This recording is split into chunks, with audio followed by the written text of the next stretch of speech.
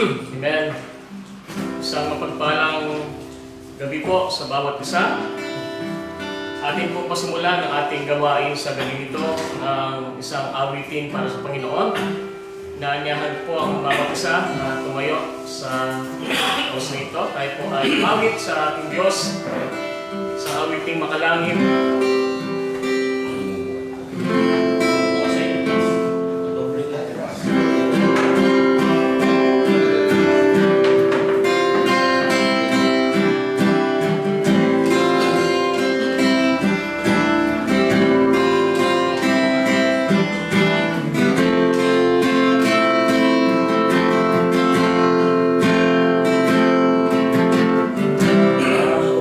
Still on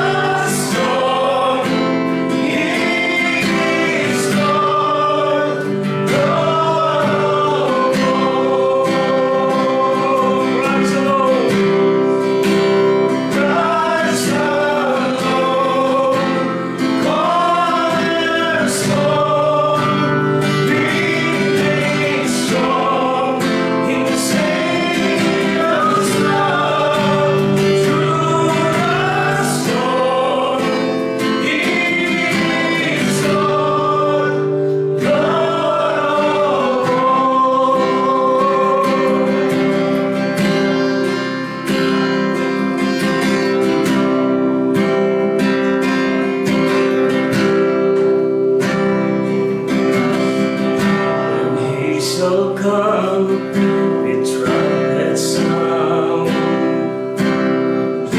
Only I live in Him be found. Rest in His righteousness alone. What blessed to stand before the throne.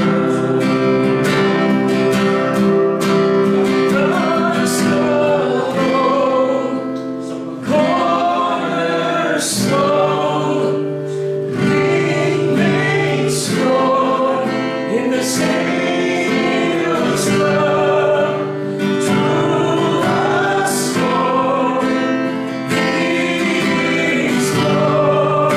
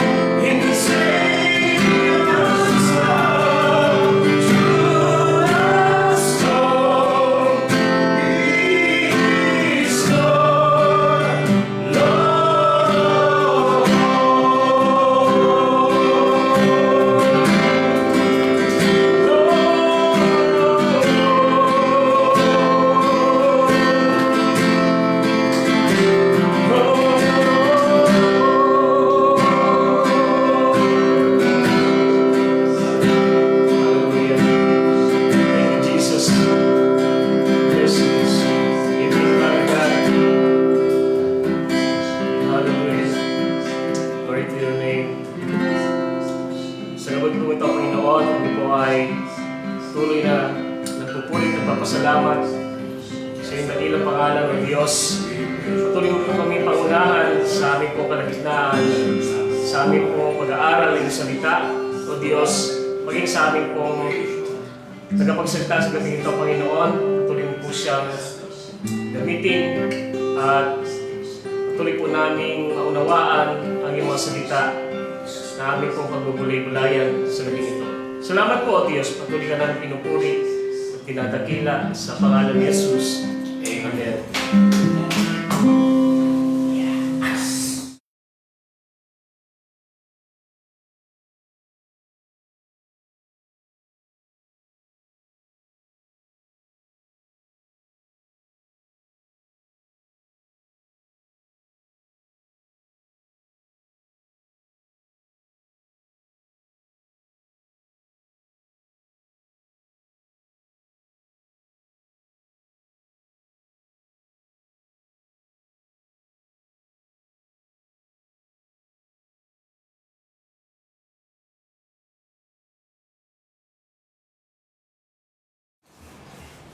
Magandang gabi po sa bawat isa. Tayo po ngayon ay sa Psalm 29. Basahin lang po natin in Tagalog. Psalm 29 sa ang salita ng Diyos. Purihin ang Panginoon, kayong mga anak ng makapangyarihang Diyos. Purihin siya sa kanyang kadakilaan at kapangyarihan. Papurihan ang Panginoon ng mga papuring nararapat sa kanyang pangalan. Sambahin niyo siya sa kanyang banal na presensya. Ang tinig ng Panginoong Diyos na makapangyarihan ay dumadagundong na parang kulog sa ibabaw ng malalakas na alon ng karagatan.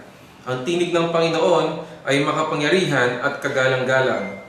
Ang tinig ng Panginoon ay makakabali at makakapagpira-piraso ng pinakamatibay na mga puno ng sedro sa Lebanon. Niyayanig ng tinig ng Panginoon ang mga bundok sa Lebanon at ang bundok ng Hermon na parang bisirong baka na tumatalon-talon. Ang tinig ng Panginoon ay nagpapakidlat. Ang tinig din ng Panginoon ang nagpapayanig sa disyerto ng Kadesh. Sa tinig ng Panginoon, napapagalaw ang mga puno ng ensina at nalalaga sa mga dahon sa kagubatan. At ang lahat ng nasa templo ay sumisigaw, ang Diyos ay makapangyarihan. Ang Panginoon ang may kapangyarihan sa mga baha. Maghahari siya magpakailanman. Ang Panginoon ang nagbibigay ng kalakasan sa kanyang mga mamamayan at pinagpapala niya sila ng mabuting kalagayan. Purihin po ang pagbabasa ng Panginoon. Na pakinggan naman po natin yung paulit-ulit na tema ng Psalm 29. It's about the voice of God or the voice of Yahweh. Sa atin po, usually sa isang pamilya, kapag yung isang with authority or usually yung tatay, pag narinig na natin siya, mananahimik po. Ba? Kunwari, nasa mesa tapos maingay o may nag-aaway, at makikinig lang muna yung tatay, and then maya-maya pag tama na siguro,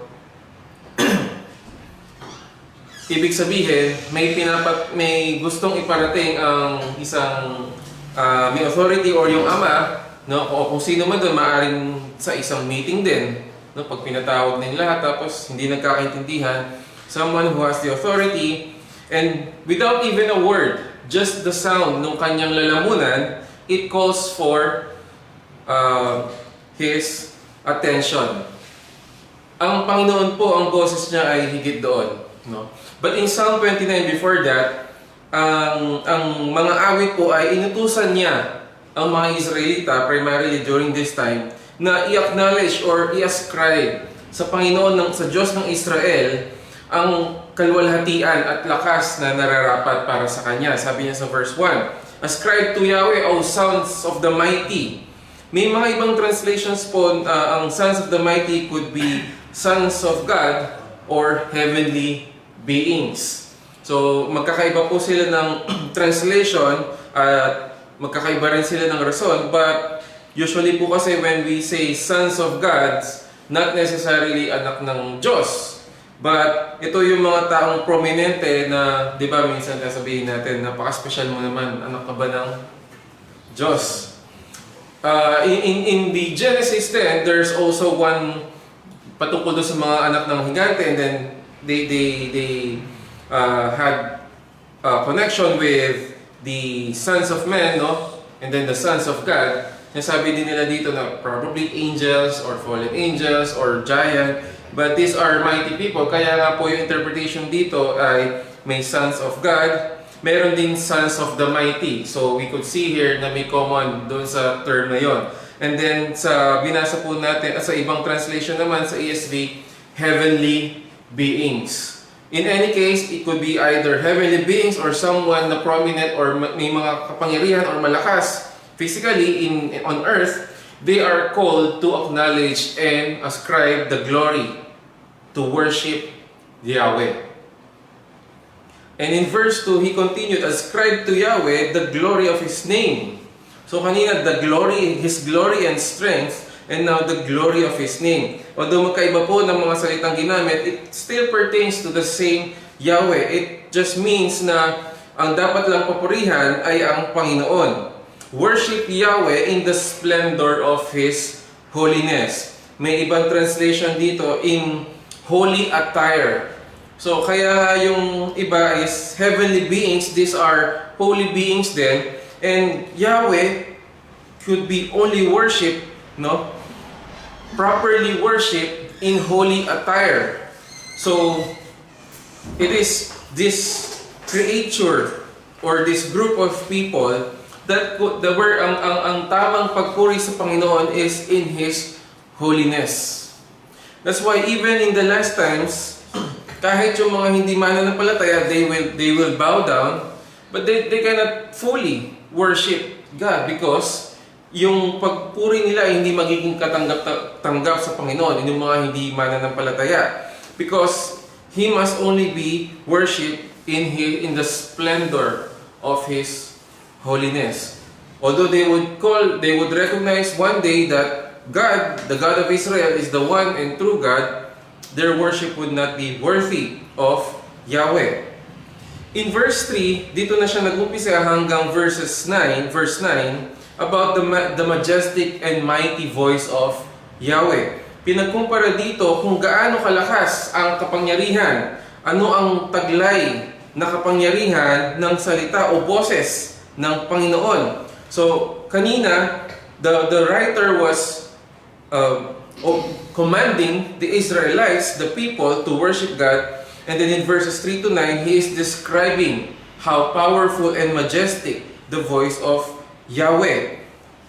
For verses 3 to 4, it shouts over the water. Sabi niya, the voice of Yahweh is upon the waters. It may be literal, pero ang some verses or instances sa Old Testament, pag sinabing over the waters, it is an expanse. It is something that is unlimited. The voice of Yahweh is upon the waters, the God of glory thunders. Yahweh is over many waters. Sa New Testament po, noong ang Panginoong Jesus ay nabautismo ni Juan, may narinig pong boses, yung mga witnesses. And what they heard was like a sound of thunder. Even in the Old Testament, there were some instances na kapag nagsalita ang Panginoon, parang isang kulog. At ang kulog po ay nakakatakot. Diba? Nakakabigla. At ikaw ay maghahanap ng shelter. Walang nag-e-enjoy kapag nakakarinig tayo ng kulog. There is fear. And so, sinabi dito ng mga awit na parang ganoon ang boses ng Panginoon. It thunders. And then in verse 4, the voice of Yahweh is powerful. The voice of Yahweh is full of splendor. Verses 5 to 6, it shatters the woods. Kasi it breaks the cedar, sabi niya sa verse 5. Indeed, Yahweh breaks in pieces the cedars of Lebanon. Now, narinig niyo na po ito before.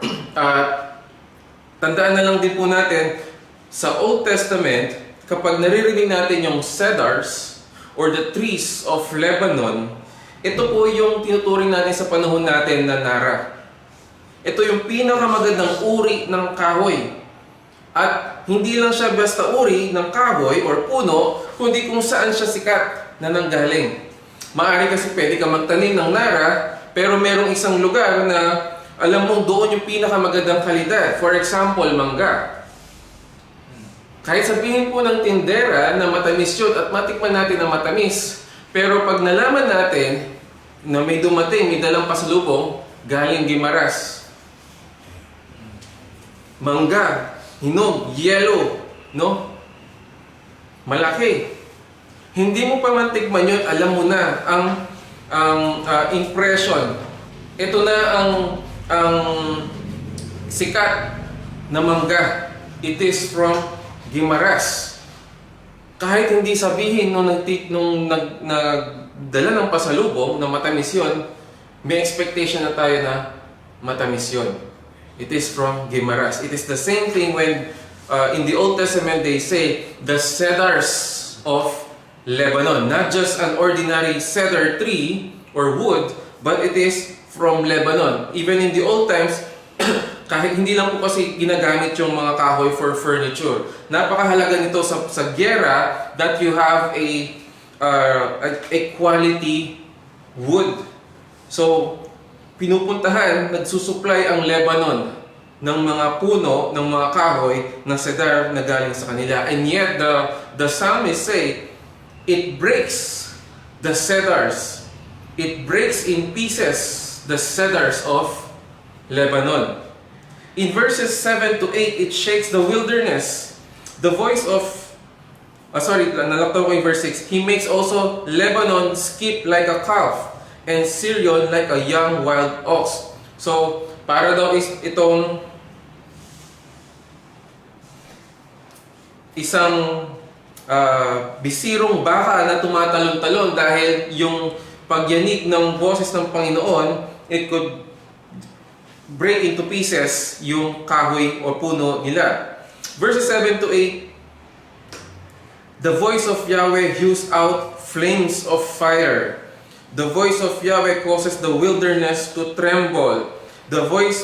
Yahweh causes the wilderness of Kadesh to tremble. I think this week or last week po, no? Alam po natin nangyari sa Amerika, sa Los Angeles. It is, hanggang ngayon po, alam ko, hindi pa rin nako-contain yun. Wildfire.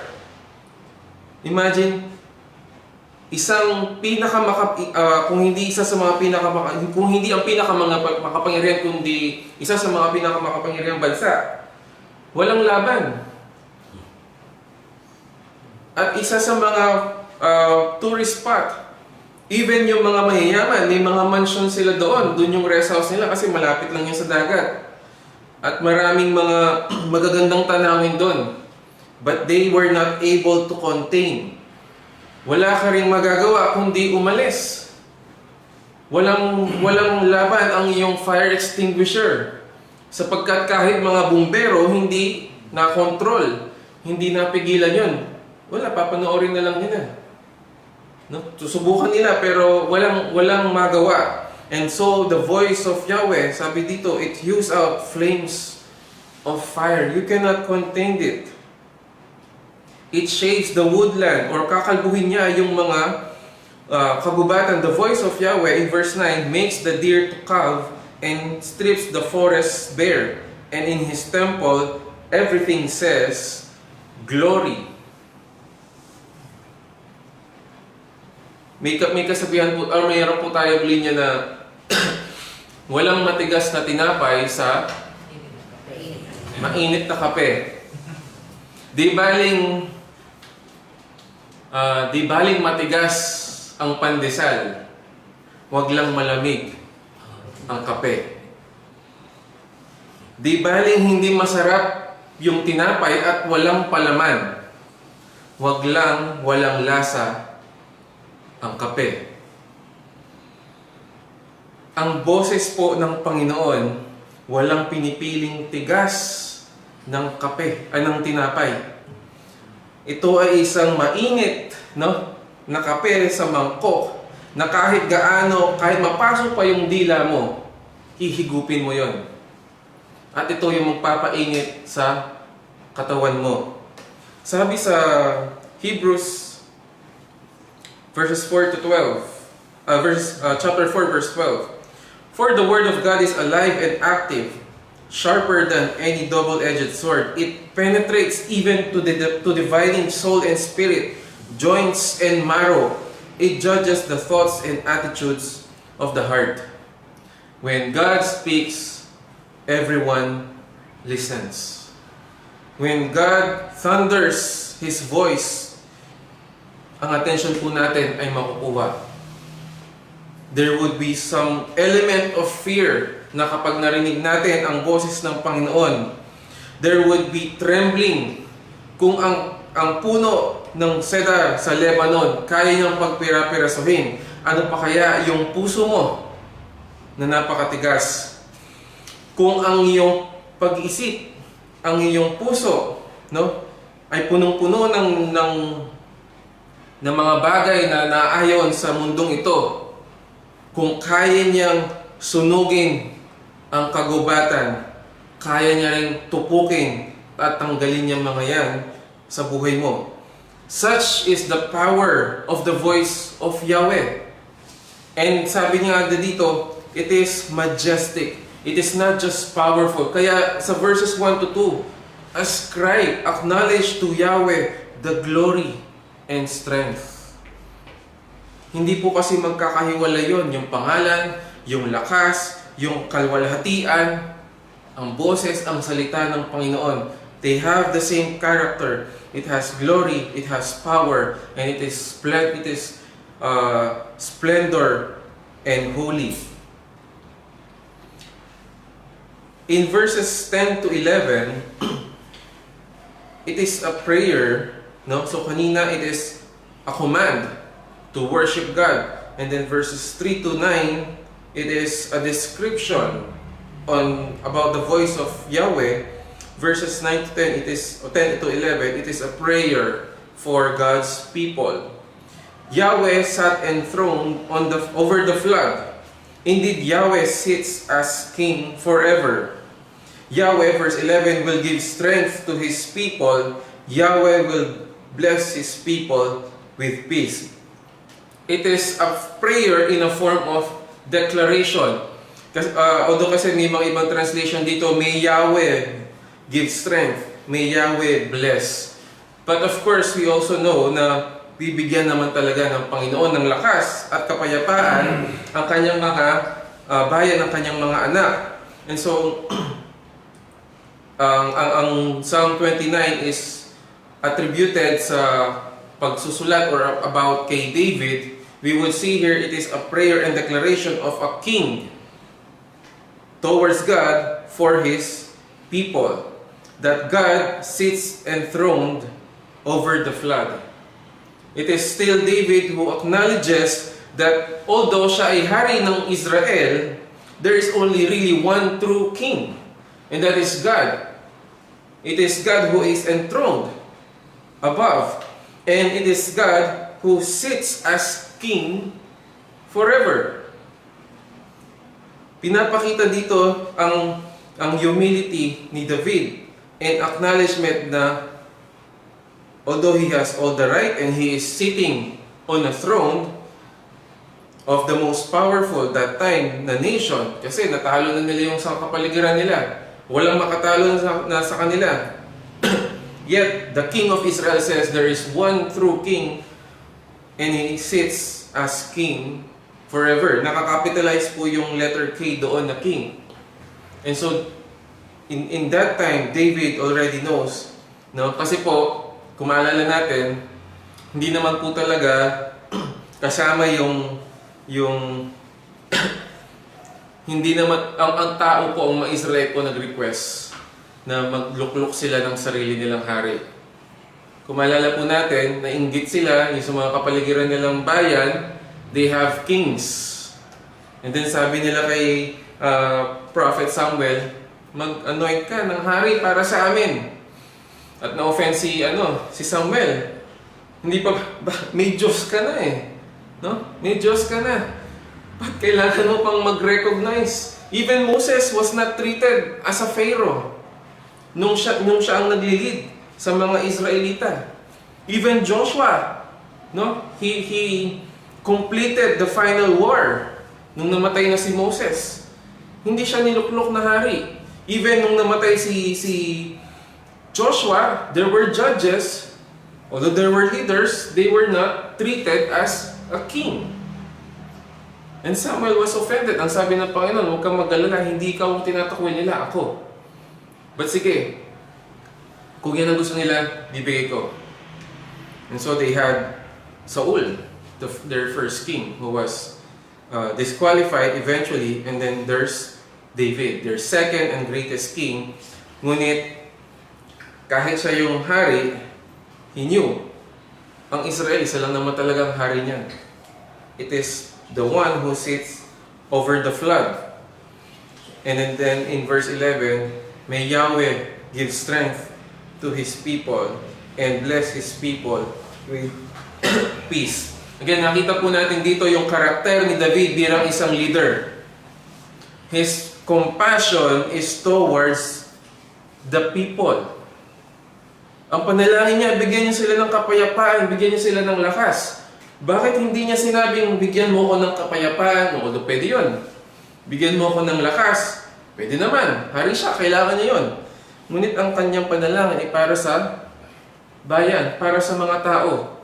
Even when he was dying at yung papalit sa kanya, si Solomon, anong panalangin niya?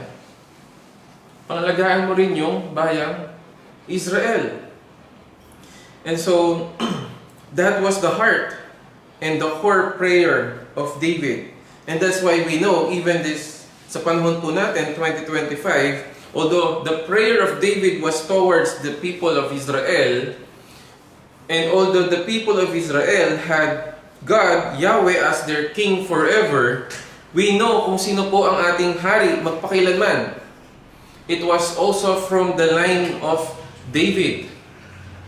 It was God who promised na from your lineage, there would be a king who would sit forever. So David knew that he was praising and worshiping the God of Israel, and that one day from his descendants, there would be a king who would sit forever. Alam niya na hindi yun si Solomon.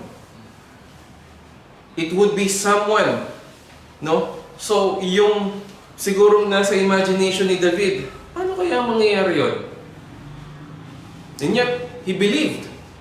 Kasi sabi niya, my Lord says to my Lord, sabi ni David. And he was referring to a future king. na hindi niya pa kilala at hindi niya alam kung paano maghahari, but he believed. And that king is also our king. Apparently po, no, sadly, the Jew, the majority ng mga Hudyo, wala na silang hari.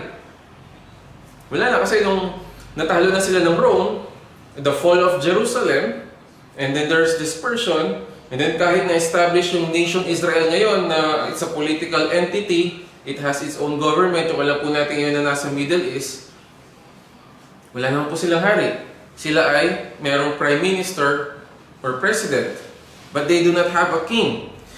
But meron naman talaga po silang hari sapagkat bumaba na at umakyat na ulit yung hari natin. And that king is not just the king of Israel. It is the king of the world. One day, he would rule over the earth. Right now, he is king over our lives and over our hearts. Ang hari pong ito ay luluklok magpakailanman. In Philippians 4, verse 7, yung panalangin po ni David ay isa rin po sa mga sinambit ni Pablo. Sabi niya, "And the peace of God, which surpasses all understanding, will guard your hearts and your minds in Christ Jesus." Sa Psalm 29, sabi ni David, "Yahweh will give strength to His people. Yahweh will bless His people with peace." Sabi ni Pablo, "And the peace of God, which surpasses all understanding, will guard your hearts." It will give you strength, and your minds will be strengthened in Christ Jesus, the King who sits forever. Siguro yung nasa isip ni David noon, na kapayapaan at kalakasan is as a nation. And now in the New Testament, that prayer goes beyond just physical security. It is a spiritual security and comfort for the believers, for those who worship Jesus as their King and God. Marami po sa atin na may mga hindi naintindihan, and yet when we pray, sino po dito yung nakaramdam ng kapayapaan after praying? Akala ko po, wala. Diba? The world would say, kasi meditation yun eh. May iba, no, sabi nila, yung mga mayayaman, yung mga pinakamayaman, yung mga successful na tao, ito yung mga habits nila. Gigising sila maaga, tapos lagi merong meditation. Tapos, sa mga mananampalataya, that is equivalent to prayer daw and devotion. Pagbasa ng salita ng Panginoon. I don't believe that is merely a meditation. When we pray to God, it is a communion. Kasi meditation, you empty your mind. Yun yung tinuturo nila. Huwag mong isipin yan. Let it go. But sa atin, hindi natin basta lang binubura yung nasa isip natin. Inaakyat natin lahat ng mga alalahanin natin sa isang hari na alam nating nag-e-exist. And it is not a meditation. It is a communion.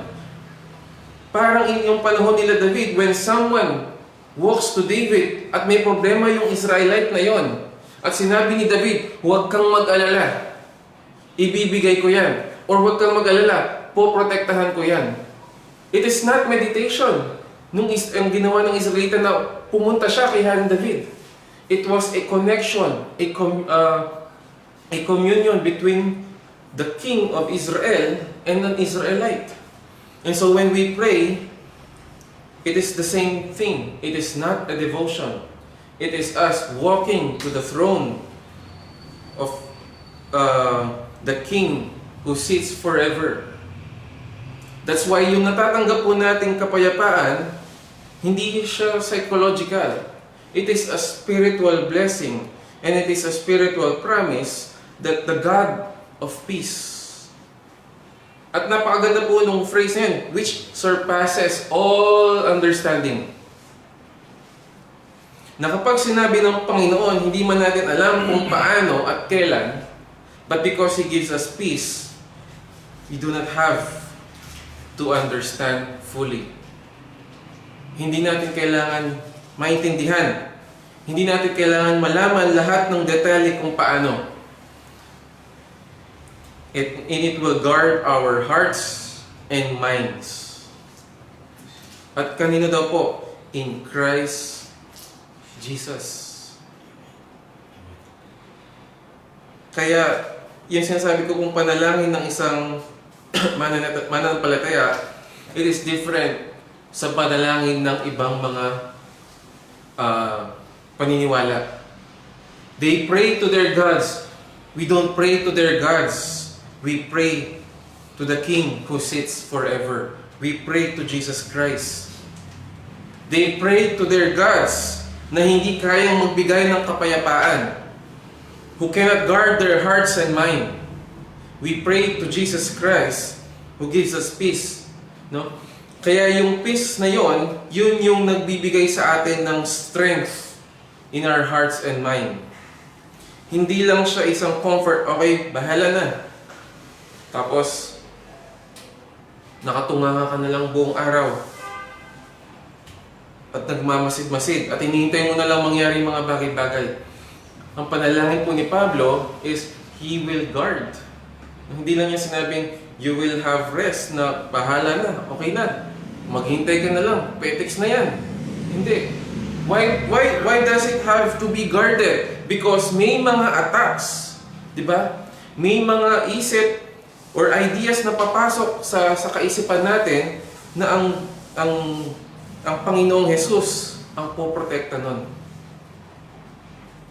Yung sinasabi nila na tanggalin mo yung mga negative na ganyan.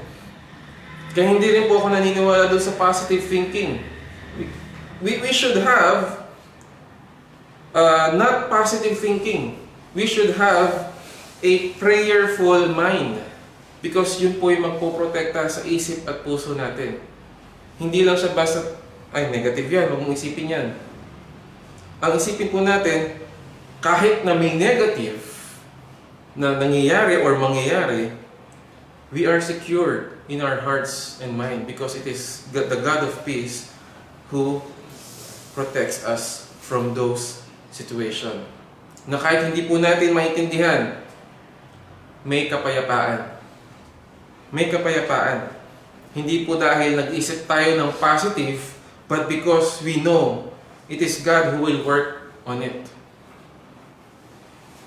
Kasi po, para mas maliwanag doon, yung positive thinking, you are forcing your mind na ito lang yung pwedeng mangyari. You are forcing your mind na hindi mangyayari yung mga negative. Pero hindi yun realistic. Kasi kahit po mga Kristiyano, hindi naman maganda lagi ang buhay, pero may kapayapaan. At yun po yung pinaka-importante. Our hearts and minds are guarded. And so, yung panalangin ni David was the same prayer of Paul in the New Testament. Yung kapayapaan na hinahangad at dineclare ni David sa mga Israelita is the same declaration of Paul towards the believers. Because the prayer of David was towards the King who sits forever.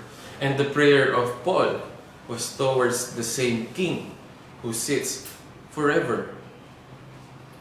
Manalangin po tayo. Ama naming Diyos, pinupuri ka namin sa gabing ito at kami ay nagpapasalamat sa inyong salita. Salamat Panginoon sa panalangin ni David na naisulat at maaaring inawit nila noong mga panahon na yon. Salamat Panginoon sapagkat kahit anuman po ang mga suliranin sa buhay namin, you will guard our hearts and mind and you will give us peace, Panginoon, na kahit hindi namin naintindihan o maiintindihan, may kapayapaan kay Kristo. Panginoon, dinadalangin namin na ang mga panalangin namin ay magbigay ng comfort and peace to our hearts. We pray, O Lord, even for all believers, na sa tuwing kami ay mananalangin, hindi lamang para masagot o maibigay ang aming mga dinudulog, kundi Panginoon, through the process, there is security, there is assurance na naririnig mo kami at alam mo kung ano ang mga hinaing namin, kung ano ang mga iyak ng puso namin, Panginoon. And we thank you, O Lord, for your Holy Spirit na nagbibigay ng kaaliwan sa amin, na nananahan sa buhay namin, na nagbibigay ng comfort sa amin, Panginoon. That's why there is no such thing, anything na makakapagnakaw ng kaligayahan at kakontentuhan namin sa inyong presensya. Salamat, Panginoon, sa inyong anak na si Jesus na kinikilala naming hari ng aming buhay. At alam namin, Panginoon, na darating ang araw, siya ay luluklok at kikilalaning hari ng buong mundo. At wala pong sino man ang makakapigil nito, Panginoon. At alam namin na sa simulat pa lamang, ang matagal na namin hinihintay ay darating at darating din. Ito aming dalangin at pasasalamat sa pangalan ni Jesus. Amen.